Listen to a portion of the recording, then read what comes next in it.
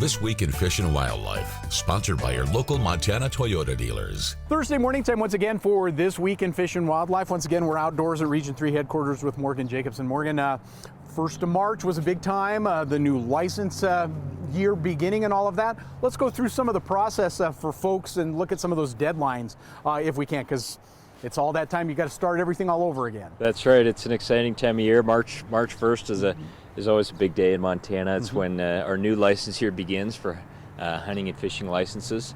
And so, now is the time to come and get your fishing license renewed and submit your applications for hunting seasons this coming fall. So we just want to remind folks of what options are available to them to complete that application process. Let's talk about some of that, because some of it you can do online, some of it you need to do a little prep work before you even attempt to do some of that. That's right. So the entire process can be done online, and there's a couple of tools that are really helpful in this application process. If you don't already know where you're going to apply to hunt, our FWP Hunt Planner is a really good resource to see, look at hunt district boundaries, look at harvest statistics, all the things you would need to know at this point to be able to decide where to hunt. So that's on our website, fwp.mt.gov. Once you have that figured out, you can submit your applications online.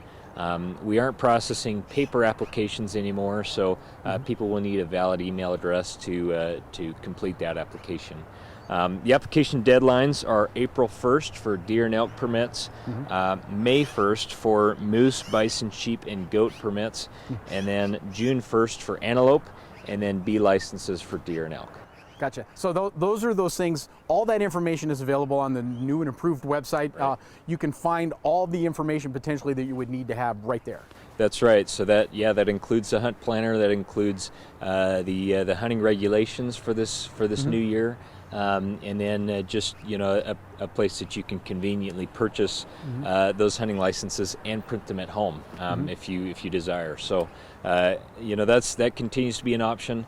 Our print counters at our licensed providers continue to be open. We do ask people to wear masks when they come inside, but we're here and we're happy to help. Right. I do know that there's a lot of people moving to the area, and as they become new residents in that, if they're applying for their first time for a Montana fishing license or a hunting license, what's the procedure for that? Yeah, so if you are applying as a resident for the first time, we ask that you come into our office to establish that residency, and then once you are a resident, there's you're able to do that online or in person. So we if folks have questions, feel free to come and stop by and chat with us. We're happy to help folks through this really exciting, really important process for a lot of folks as they start planning for what's ahead 6 months from now. So it's fantastic. It's just around the corner, isn't it? It is. It'll be here before we know it. There you go. Again, Morgan Jacobsen talking to us this morning about some of those impending deadlines now that the new hunting and fishing season officially starting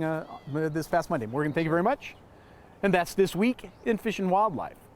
This Week in Fish and Wildlife was sponsored by Toyota. Let's go places.